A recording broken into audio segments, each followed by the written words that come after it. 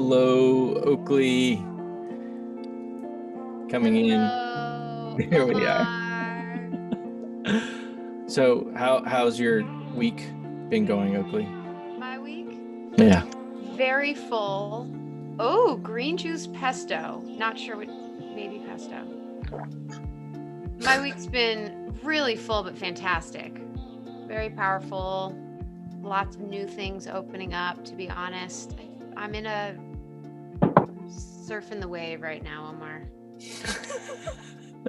We love that wave. That's where Denise left us last week, was Right. being in the flow,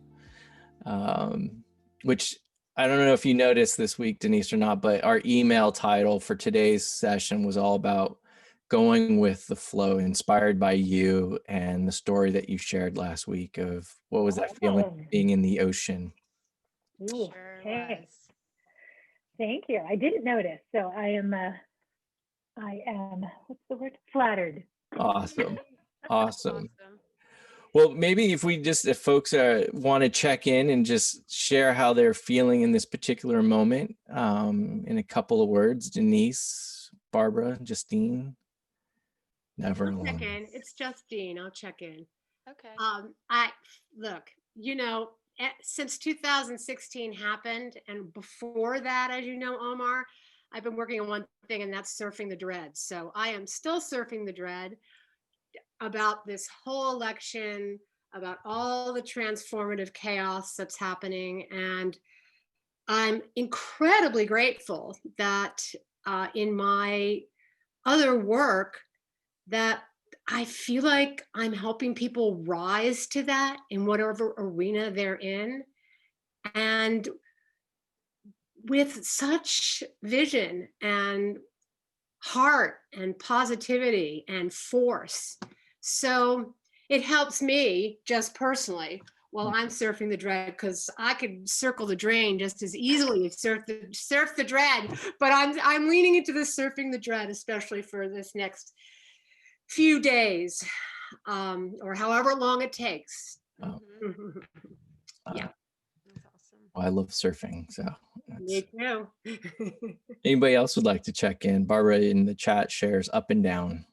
Indeed, that sort of, I'm feeling an ocean theme today between the surfing, the into the flow, and just I'm imagining Barbara like a buoy sort of bobbing in the ocean, just sort of going up and down. And it's actually, right before this session, I think I shared last week that I opened my calendar on Wednesday and there was nothing in my calendar. And that sense of dread and just vastness of an ocean was like, oh my God, what am I doing with my life? And it's just been amazing to sort of see what has opened up since then. So I had reached out to a friend of mine and shared with her, like, well, how do I continue in this space of surrender? And she's like, I'm going to connect you to a community of people. And she then sent me this book called 365 Tao. And so it's a nice saying for the day. And today, as I sort of opened it for what should be my intention for this particular moment, it was all about reflection. And the image that it shared was a moon over water.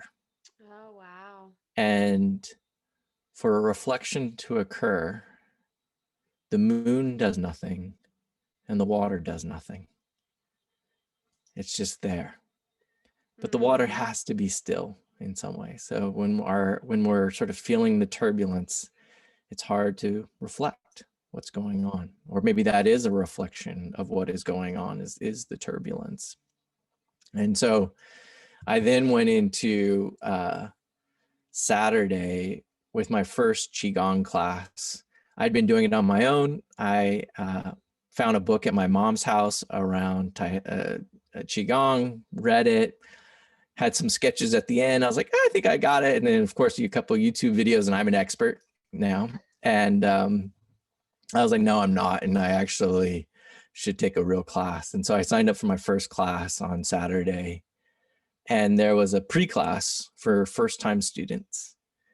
And we just worked on our stance, starting with our feet on the ground. He said there's 9 points of connection between your toes and the balls of your foot, the heel and the edges of your foot, and just getting rooted into the ground.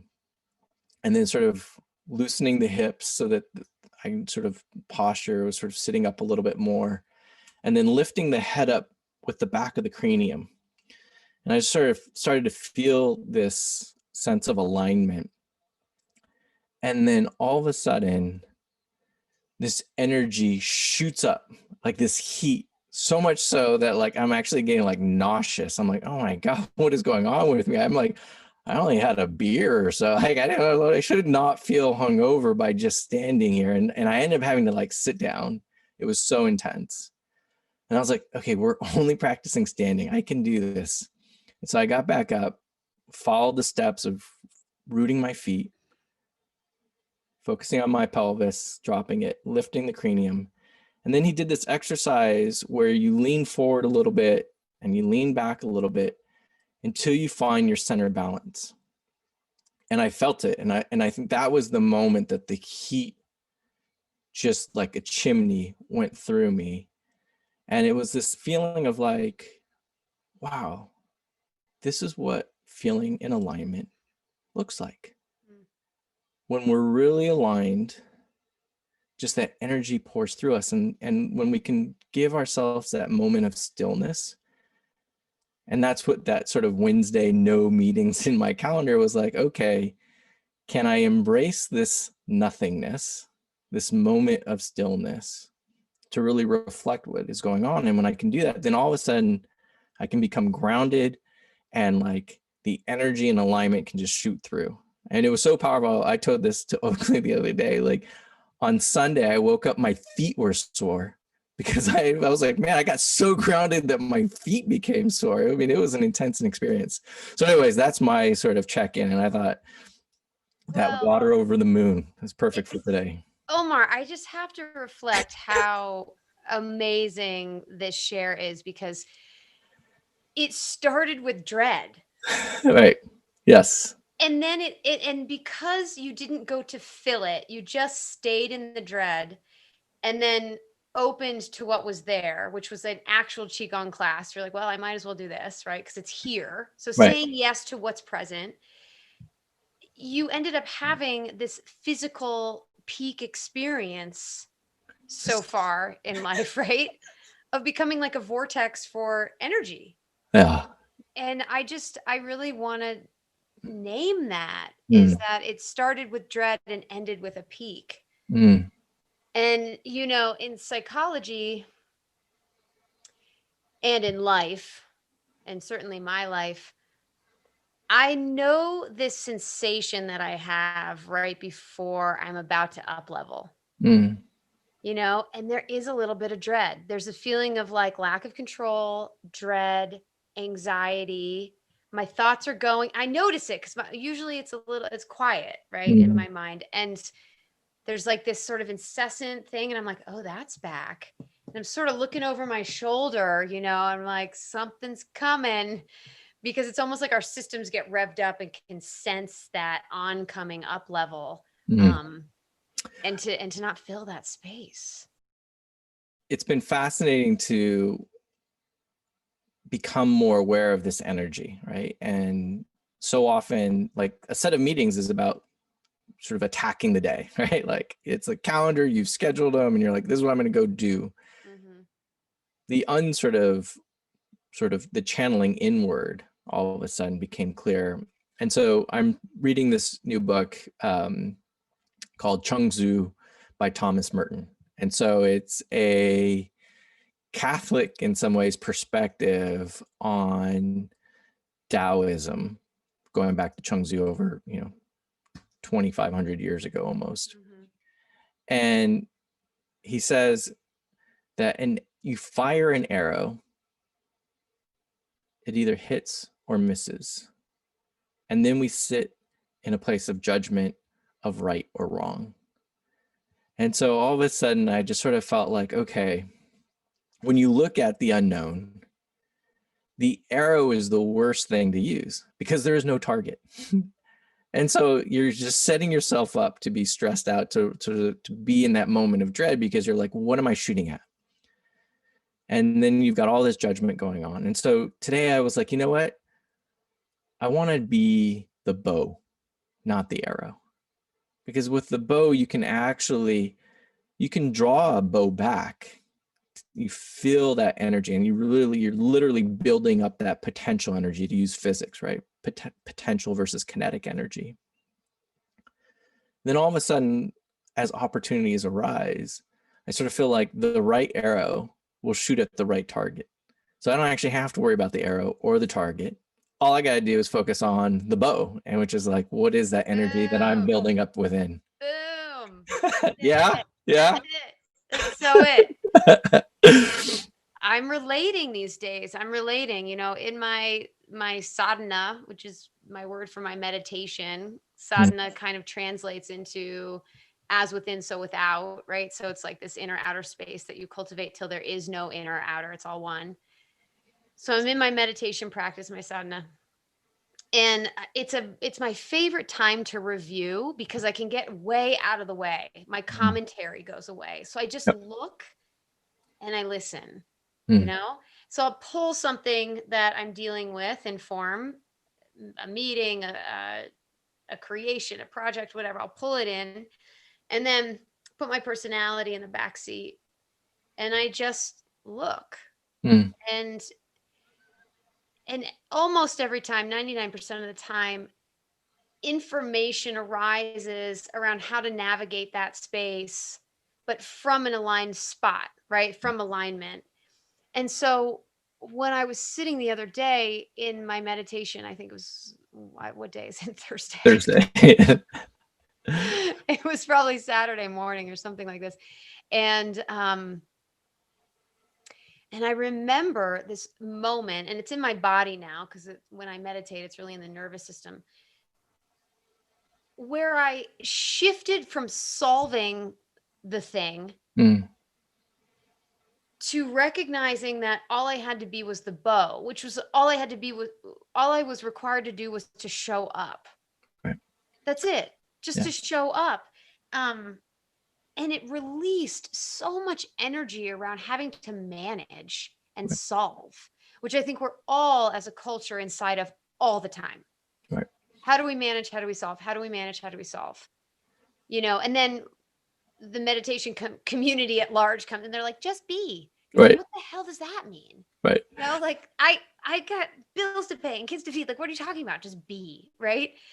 So, but there's something about knowing your enoughness and just being enough and accepting, get ready for this, accepting that you're already accepted as enough. So what would life look like if we lived inside of the space called, I've accepted, I'm already accepted. So I'm just going to show up.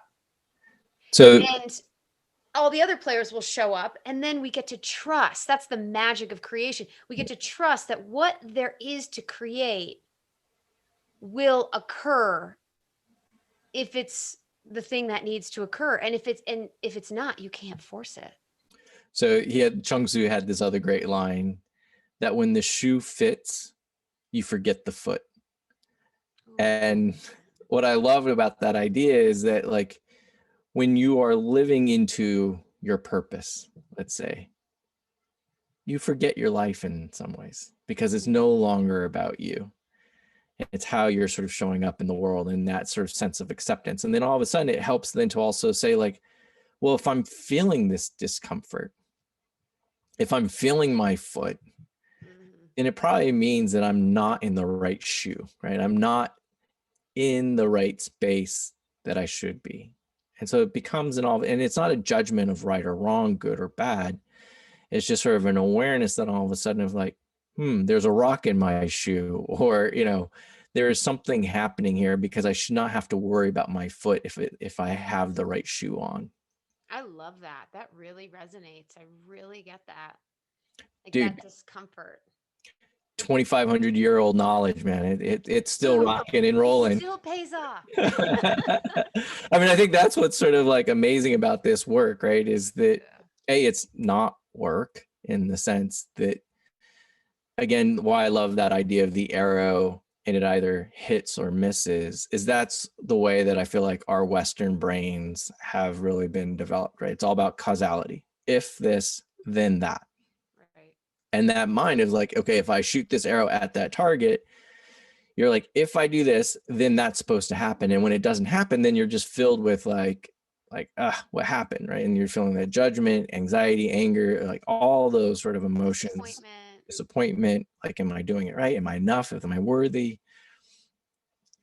And sort of letting that go and embracing that whatever is happening is the right sort of space to be in and not sort of judge it, good or bad, right or wrong. And it's so opposite of everything that we do, right? Like when you think about things through that logic lens, everything else feels illogical and then therefore wrong. When it's actually about synchronicity, or what Carl Jung called the meaningful coincidences, and you allow that sort of serendipity to happen, then all of a sudden, if it works out, you're like, awesome. If it doesn't work out, like, well, that wasn't right. And it's tough. Okay, so this is amazing. So tell us then, how does being the bow, in a couple sentences, like how does being the bow relate to the unknown? When you're the bow, you're not worried about hitting the target. You're just actually focusing on building the energy within. That's what the bow does, is it builds that energy within. And then I think in some ways, let's just push the analogy here, it attracts the arrow that is needed. Like if we're really going to lean into this. And so, I think today, that's what we really wanted to talk about is where in your life might you be experiencing resistance? And where is that an invitation to really surrender to that sort of unknown space? And I think that to me is, whether you call it dread or whatever it is, to me, it was like, oh my God, an open calendar. What does that mean? And I was resisting it. I was resisting that emptiness, that unknown. And when I was able to then just sort of move into it with greater intention, then all of a sudden, all kinds of things that I didn't anticipate, like this book that I received from a friend who then also introduced me to some amazing people. And I had lunch today with another friend because I reached out to her on that day. I've actually had 4 meetings that all came about just because on that day I was like, oh, I need to connect to some people right now. And there are people that I haven't talked to in several months. And so it's just truly been amazing. The arrows came. Yeah, they came. I really hear you on that. The arrows came. I'm relating to you right now through something that somebody told me about just listening to life recently. And it gave me this visual that life itself has an intelligence. And that intelligence runs through me and it runs through all of creation. And my limited mind has been trained to like keep my list and make my check marks and like do all the things. And if it doesn't go this way, then and and hit the mark, right? Like draw it back and hit the mark and identify with that arrow. And it really put me in a space of feeling more comfortable in the unknown because I was able to utilize that quality of listening, which then had me be curious. And that allowed me to generate too. I was like, wow, life's trying to tell me something. Like, whoa, what?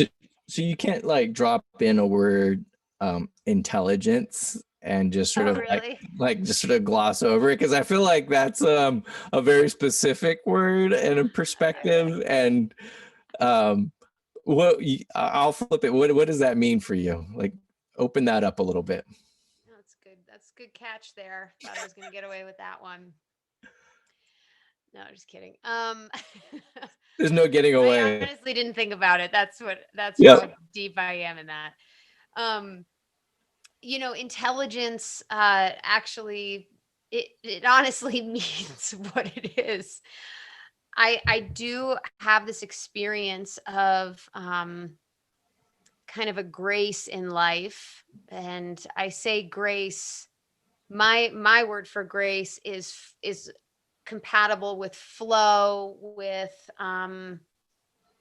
sort of like those miracle moments, serendipity, synchronicity, Mm, all of those beautiful words that allow us to exhale.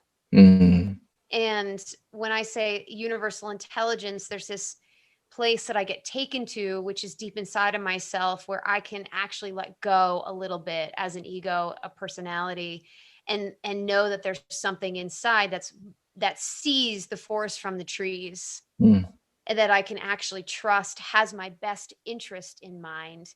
And that is a loving force. mm, And it doesn't live outside of me, it lives through all things. mm. And so that's what I mean by intelligence, is that loving force, that loving grace, that if we let our personality ego just exhale a tiny bit, we can be carried sort of in that miracle step of like, whoa, that all just came together, or whoa, that shifted and I was scared to do that, but I'm okay. So I wear this red knot around my wrist after doing a meditation with Jack Cornfield at the end of last year. And he said to tie a knot with an intention. And the intention was inspired by Father Greg Boyle, who said to ventilate the world with tenderness. Ventilate the world with tenderness. And so when you said exhale, that just sort of brought me back immediately to that, just that exhale and that ventilating the world with tenderness. And then all of a sudden, what comes about from it? So Barbara in the chat has shared a poem with us. So it's called On Children. And a woman who held a babe against her bosom said, "Speak to us of children." And he said, "Your children are not your children. They are the sons and daughters of life's longing for itself. They come through you, but not from you. And though they are with you, yet they belong not to you. You may give them your love, but not your thoughts, for they have their own thoughts. You may house their bodies, but not their souls, for their souls dwell in the house of tomorrow, which you cannot visit, not even in your dreams. You may strive to be like them, but seek not to make them like you. For life goes not backward, nor tarries with yesterday. You are the bows from which your children as living arrows are sent forth. The archer sees the mark upon the path of the infinite, and he bends you with his might, that his arrows may go swift and far. Let your bending in the archer's hand be for gladness. For even as he loves the arrow that flies, so he loves also the bow that is stable. Woo! Barbara. So filled with that. Well, Barbara, I appreciate you sharing. I appreciate you acknowledging in the chat about being shy, but thank you for being bold and sharing that poem. I mean, this is why we do this in community, because we can share and learn, and we have these insights, and I love that from this insight from Chung Tzu from, 2000 plus years ago, when he's talking about an arrow misses or hits, and it's all about whether or not we should let go of our judgment of right or wrong. And then you share a Khalil Gibran poem in this moment. And I think that just sort of sense of who we are and that intelligence, right? Like you're like, I think I'll go over serendipity over causality most days. So we're all moving into it. You know what I love about this poem is reminding us that we're those babies, like we're the children, Mm. right? And to remember that we were born in that, and that we're constantly being shaped Mm. by that, you know, invisible hand that lives. I call that sort of like higher self, soul, like whatever you want to call it, that knows you the best, Mm. that knows what our potential is the best. Yeah. And so that it's such an intimate space, it's such an intimate relationship to allow ourselves to be molded and bent by what loves us the most, Mm. you know? So I think on that note, let's go into a little bit of a meditation here. As you And lead us into that meditation, I just want to mhm, reiterate a couple of words from this poem at the end. yeah, Let your bending in the archer's hand be for gladness. We talked about this over the last 2 weeks, just the importance of joy. yeah, And so he loves also the bow that is stable. And so when you guide us through this meditation and this sitting still, being like the water reflecting the moon, of not doing anything is actually doing something. And that stability that's created through stillness, that's the invitation. So thank you. that's beautiful. So let's close our eyes wherever you are and just take a deep breath in and a gentle exhale. And another inhale, easy, and a gentle exhale. And again, an inhale and a gentle exhale. And continue right now at your own pace, in your own rhythm.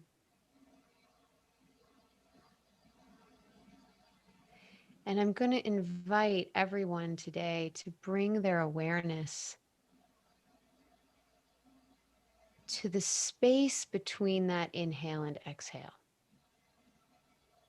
So as you inhale, there's a tiny moment, an arc, and then you exhale. And at the bottom of the exhale, there's a tiny moment, an arc. It's that moment of suspension in the pendulum of a grandfather clock as it swings to one side, the inhale, and right before it turns around to swing back, it's almost suspended.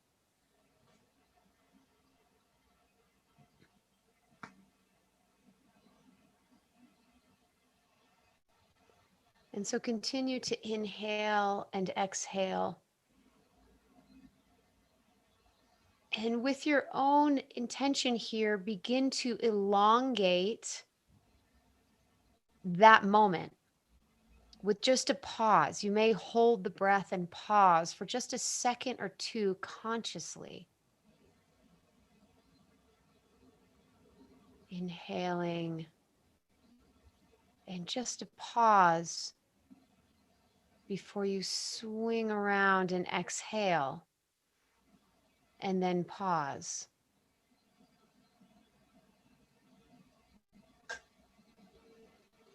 And just continue this for a few breaths. You see, in this pause is silence, true silence. I've tried it for years. It's impossible to hold a thought in that moment between the inhale and the exhale. Just for that moment, everything is suspended.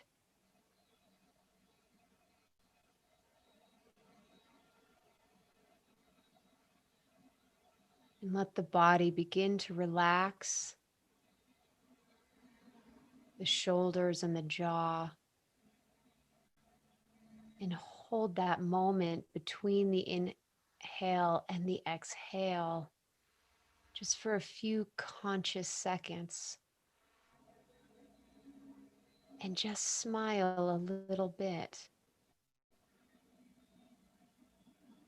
And bring that swell of gladness to discover that in our entire lives, during our entire existence, we've been breathing through the unknown.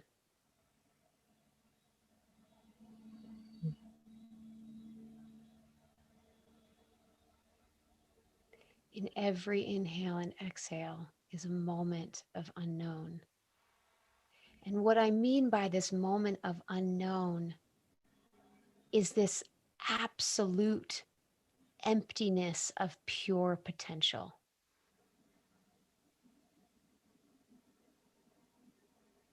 As if you're looking into space itself and you look into the galaxy filled with billions of stars, and it just goes and goes and goes,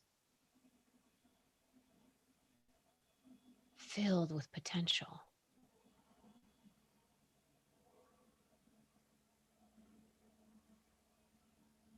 And allow yourself to begin to consciously expand your consciousness just with your intention.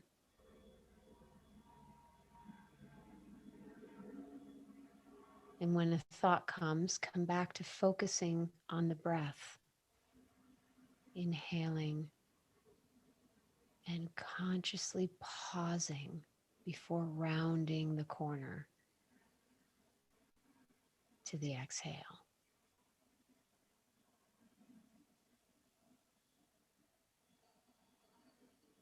And now begin to deepen that inhale and exhale. We call this conscious breathing. Through the nose, strongly begin to inhale. Pausing and strongly begin to exhale. The chest should rise and fall. There is some effort required, but go past the discomfort in the body just for a few moments here.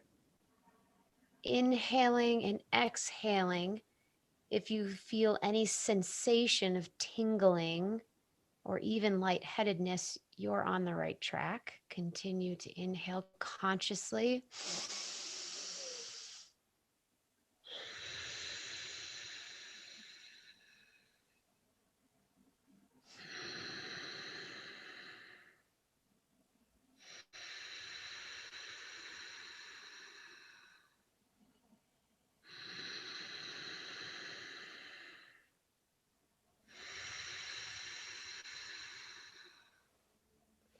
Three more very, very strongly. Build the heat inside of you. Give it everything you have. Strong inhale, long, full breath. Pause, long, full exhale, and pause. Strong, strong. Give it to yourself. A couple more. And after the next inhale, release at the bottom. Inhale fully all the way, as big as you can, and pause and hold your breath at the top. You may even feel like you're going to pass out. Pause and hold.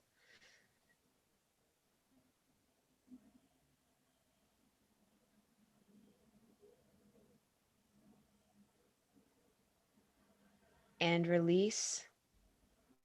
Eyes closed, shoulders relax, and expand. Simply with intention.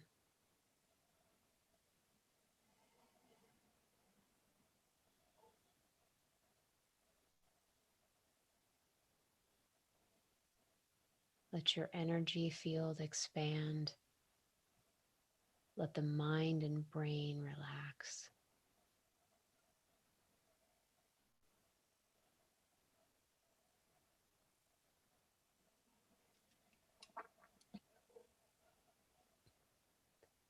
And now resume inhaling and exhaling at your own pace.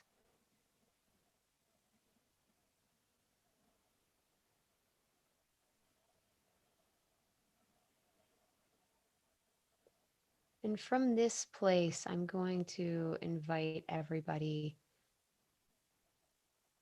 from this state.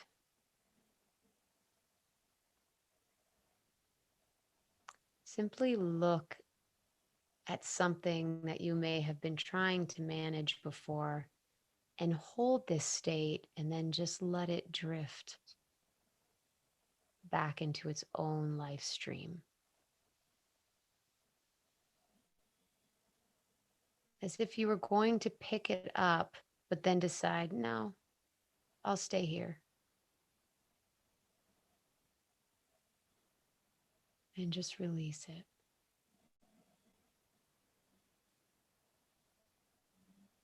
And if the mind becomes activated, just come back to a strong but gentle inhale. And recenter yourself.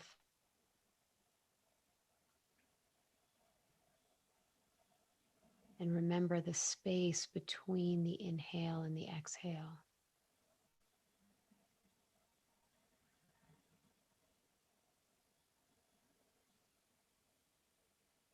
The pure potentiality that lives in us at all times, that we have direct access through when we breathe.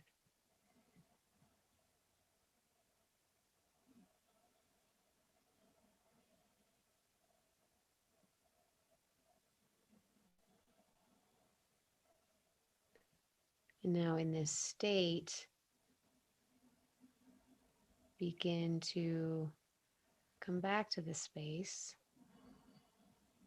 And very gently, you can begin to open your eyes.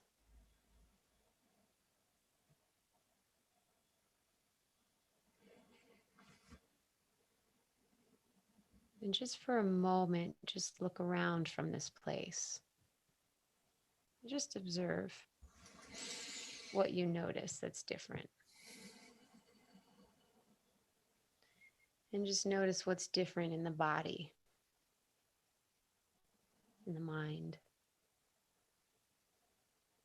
And if it's just ever so subtle, honor that. That's where everything begins, and that subtle, subtle motion, that subtle movement.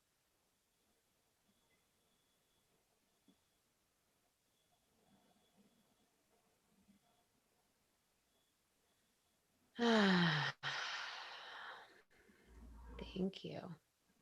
Beautiful work, everybody. That was amazing, Oakley. Thank you. Welcome. I love when you said we've been there before.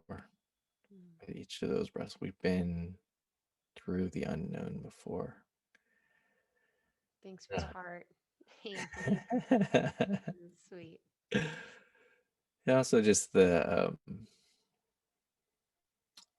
to go through the unknown with a sense of gladness, because I think that's part of what the experience is perspective. So like when you travel, which we all used to get to do, part of the cool thing about traveling is that you don't know a place and you come to it with a sense of delight and curiosity. Or like, who has the awesome cappuccino? Where's the yummy ice cream? Right? Like, or I might be projecting on how I travel, but I love affogatos. But I think when you go through that unknown, it's all fun, gladness, curiosity. And in some ways, just like you travel to a new country or a new city or a new place, it's the same thing with the unknown, except what makes us all of a sudden look at something with dread versus curiosity and excitement, right? One is like fear-based and the other one is like hope possibility-based. And so then all of us, and that's just our own internal projections. Then we can actually sort of choose like, okay, do I want to come at this from a place of hope or do I want to come at this from a place of fear? Absolutely. So I think we're going to do breakouts where we're going to get to hear from you. And you have an opportunity to share a little bit of where you might be facing some resistance. And that's an invitation for curiosity. Sound good? I'm ready. All right.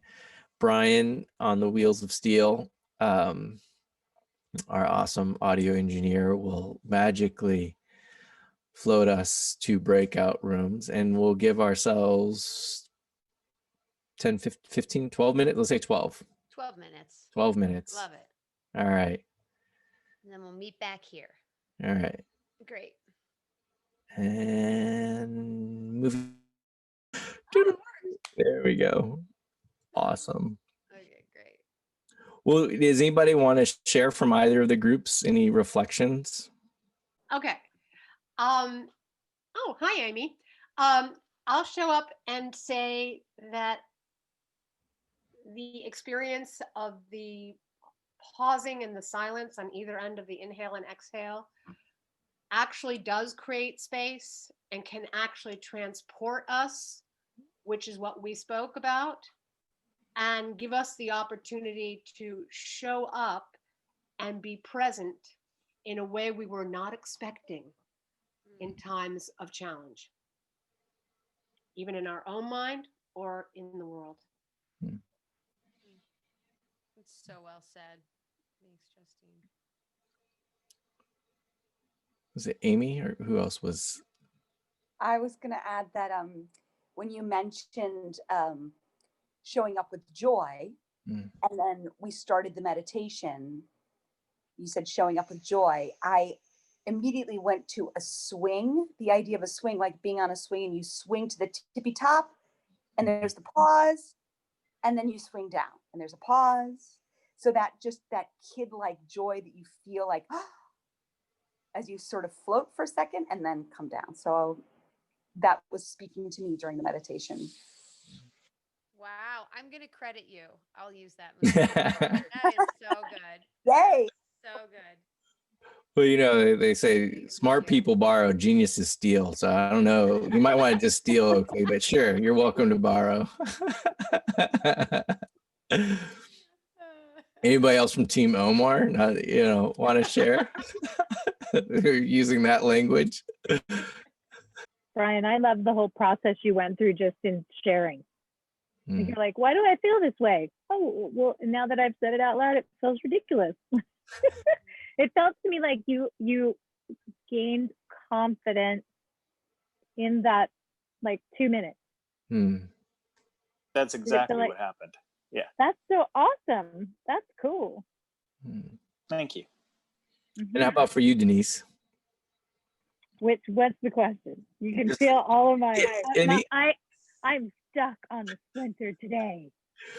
Yeah, well, let's say that. I am stuck on the splinter. And I have to really go, it's round and round. I'm in a washing machine, man. And it just like, I'm in it and then I'm out of it and then I'm in it and then I'm out of it. And so I have to sit. I have to either think through the washing machine or jump in the washer with all the clothes or something. I don't know what yet, but it is resultant situation. Yeah. So it's the task at hand or the flow.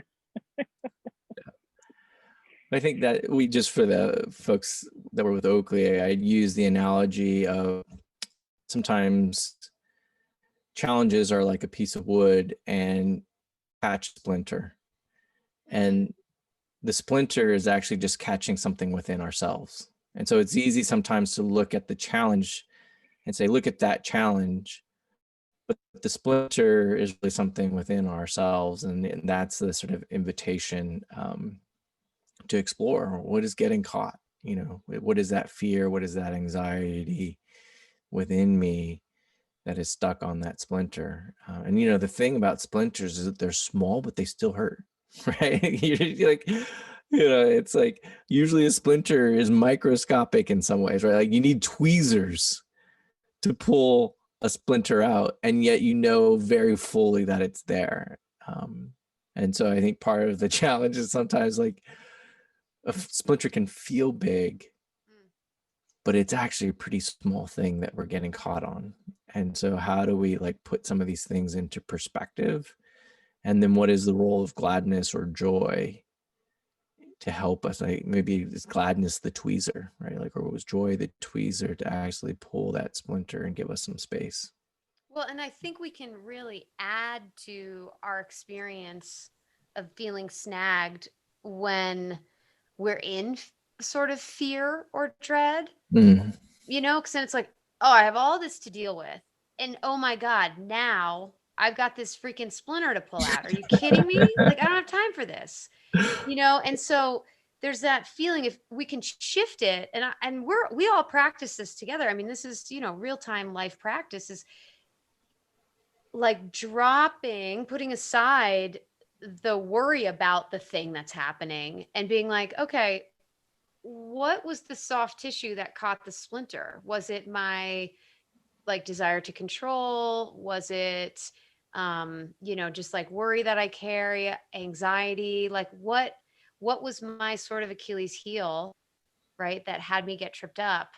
I think anything that we can name in times of challenge and put voice to, drains the power out of it. And that, I love Barbara sharing in the chat, splinters do hurt a lot and they can get stuck there for a long time until we find those tweezers. And that, you know, and I think then becoming aware of like, okay, now all of a sudden that whatever that ambiguous situation is, if all of a sudden we can just sort of simplify it like, okay, there's the splinter, what are the tweezers I need, right? And, you know, and just to use the analogy that we were talking about before is